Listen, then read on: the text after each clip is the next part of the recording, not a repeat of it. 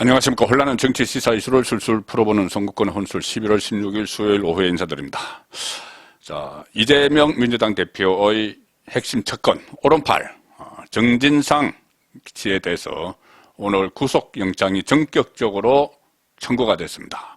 자, 그런데 이 구속영장에 4가지 혐의가 들어있는데 이 4가지 혐의가 전부 다 이재명을 향하고 있습니다. 그래서 이 영장 내용을 완전히 지금 다 공개되지는 않았지만은 지금까지 확인된 영장 내용을 보면은 정진상의 구속영장이 곧 이재명의 구속영장이다. 이런 분석이 나올 만합니다. 정진상에 대해서 그 압수수색 영장에 이재명의 이름이 이 이름이 102번이나 나왔죠. 자, 102번이나 나왔는데 이 구속영장도 일종의 이재명 구속영장의 축소판인 것처럼 자 그렇게 읽히기도 합니다. 지금 김용 왼팔이라고 하던 김용은 지금 구속됐고 오른팔 또 검찰에서 정치적 공동체라고 규정한 이재명과 정치적 공동체라고 규정한 정진상이 전격 그 영장이 청구가 됐습니다.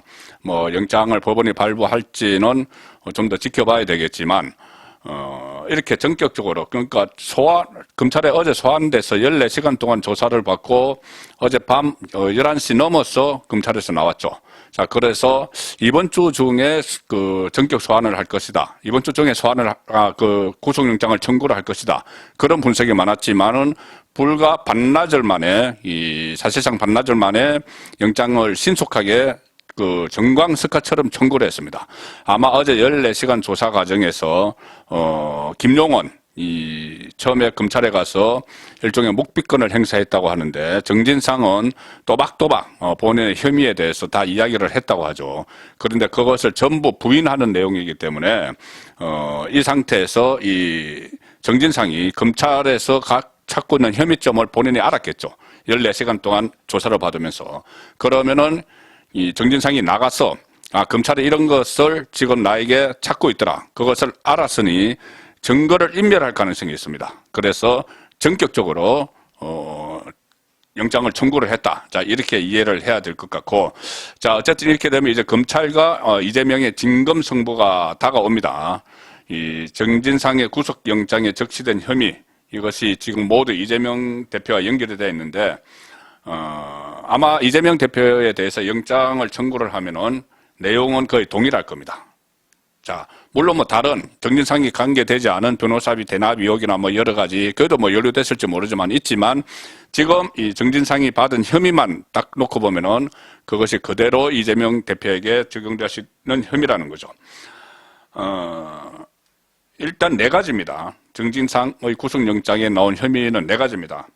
하나는 첫 번째 뇌물수수, 두 번째 부정처사 후 수뢰, 그리고 세 번째 부패방지법, 자, 네 번째 증거인멸 교사인데 이 모두가 이재명으로 기결이 됩니다.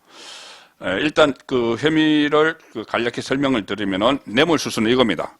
2013년부터 2020년 사이에 정진상이 대장동 일당으로부터 1억 4천만 원 뇌물을 수수한 혐의, 그 다음에 부정처사 후 수뢰는 정진상이 김용 그 민주연구원 부원장, 유동규 전 성남도시개발공사 기획본부장과 같이 화천대유 대주주 김만배로부터 대장동 사업 수익 중 428억 원, 전체 700억 원인데 뭐 세금 제하고 기타 비용 제하고 428억 원을 받기로 한 혐의, 이것이 부정처사 후 수뢰입니다.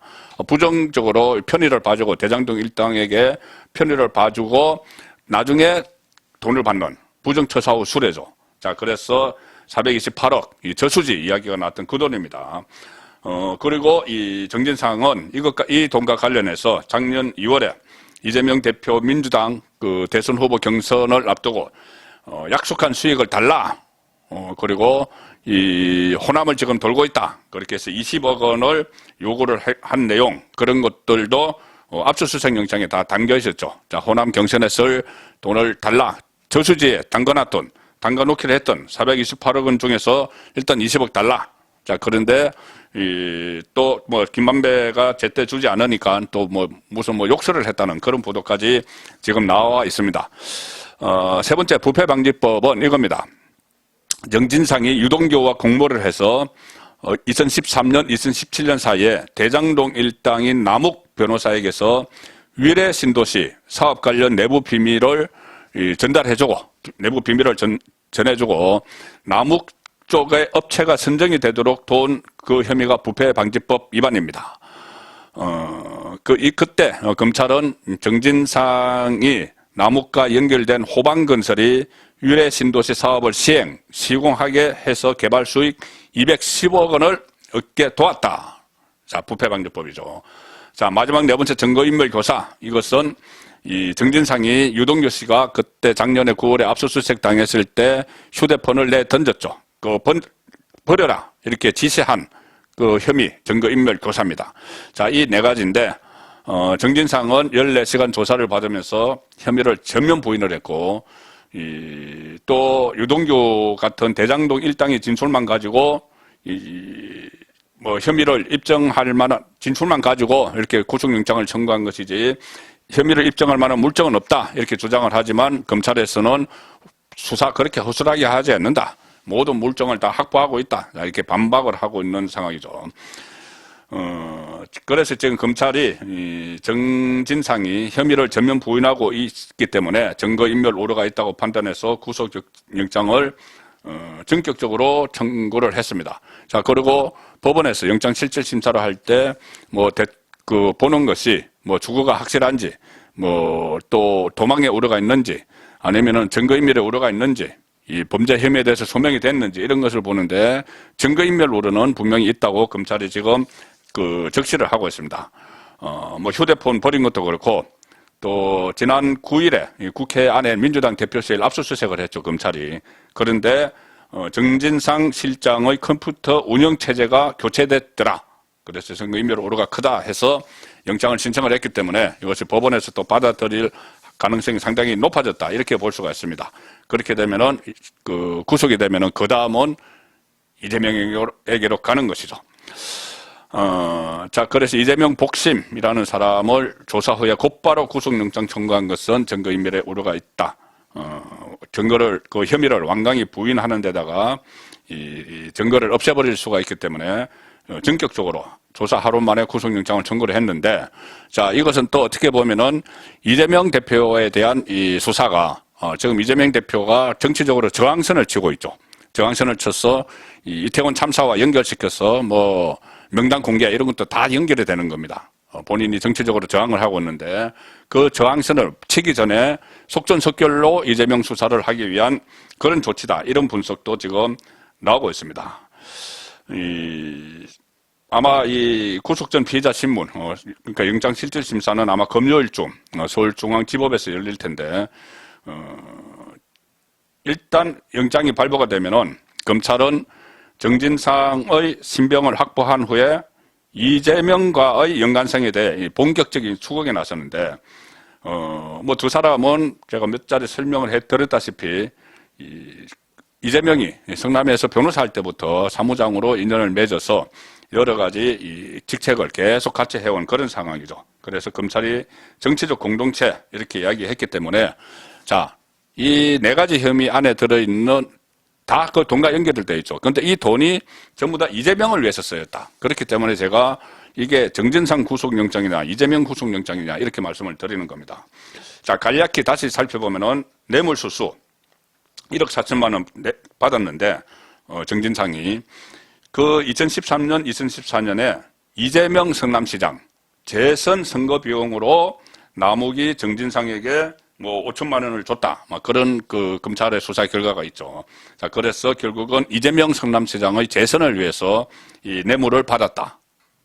정진상이. 그렇게 되는 거죠. 그 다음에 부정처사 후 수재. 이것도 428억 원. 이 정진상이 그런 이야기를 했죠. 저수지에 넣어놓은 것으로 알겠다. 이렇게 이야기를 했습니다. 428억 원을 저수지에 넣어놓은 것을 알겠다. 언제든 이재명의 대선 플랜을 위해서 빼서 쓸 수 있는 그런 돈을 저수지에 넣어놨다. 이 의미가 됩니다. 그러면은 이것도 최종 수혜자는 이재명입니다. 그런데 이재명 대표가 이런 어마어마한 돈을 저수지에 넣어놓으려고 했는데 그걸 모르고 있었을까? 아니면은 본인이 성남시장 시절에 대장동을 설계를 했기 때문에 모든 이익 구조가 이 김만배 일당, 대장동 일당에게 다 돌아갈 것을 다 예상을 하고 이렇게 저렇게 해서 저수지에 돈을 채워놔라. 네, 대선 플랜에 쓰겠다. 이렇게 지시를 하지는 않았는지 그 부분도 검찰이 더 밝혀내야 되는 부분이죠. 또 자, 이런 상황이 있고 이재명이 지시했는지를 파악을 해야 됩니다. 그 다음에 부패방지법 이것도 정진상이 이 대장동 일당에게 위례신도시 사업 관련 내부 비밀을 전달을 했다. 그리고 남욱 쪽 업체가 선정되도록 했다. 이것을 시장이 모르게 했다. 이건 또 말이 성립이 안 되죠. 내부 비밀, 시장이 알 수 있는 뭐 정진상 정책실장을 했으니까는 정진상도 알고 있겠지만은 시장의 오케이 없이 어떻게 내부 비밀을 핵심 측근이라는 사람이 정치적 공동체가 이렇게 대장동 일당에게 비밀을 전달했을 리는 없고 이재명을 통해서 이재명의 성인, 묵인이 있었을 거고 지시가 있었을지도 모르죠. 그리고 남욱 업체가 선정되도록 돈 부패방지법 위반인데 자, 인허가권자는 이재명 시장입니다. 당시 시장. 그래서 이 업체가 선정되도록 도울 수 있는 것도 최종 책임은 이재명 대표에게 있는 것이죠. 자, 그리고 마지막 증거인멸 교사 이것도 유동규 씨가 버린 휴대전화 안에 그때 뭐 이너서클 대화방이 있었다 이런 이야기를 했죠. 유동규. 그 이너서클 이재명 주변에 이너서클 한 10명 되는 이너서클 대화방에서 극비의 이 메시지들이 오고 갔는데 그것도 다 이재명의 대선 플랜과 관련된 것들이었다. 그러면은 이 네 가지 혐의에 대해서 모두 이재명과 최종적으로는 연결이 되는 이 상황이 있기 때문에 정진상의 구속영장인지 이재명의 구속영장인지 거의 뭐 혼돈이 될 정도로 이 정진상이 전격 구속영장을 지금 발부가 될지는 모르지만은 청구가 된 것은 결국은 이재명이 최종 타깃이고 그 이재명 수사의 속도가 점점 더 빨라지는 그런 상황으로 치닫고 있습니다. 이것이 지금 이재명 대표가 이 이태원 참사를 뭐 정치적으로 이렇게 이용을 하면서 방어선을 치는 그 상황과 맞물려서 이 검찰의 움직임도 상당히 민첩해졌다. 그렇게 분석을 할 수가 있겠습니다. 송국권의 혼술이었습니다.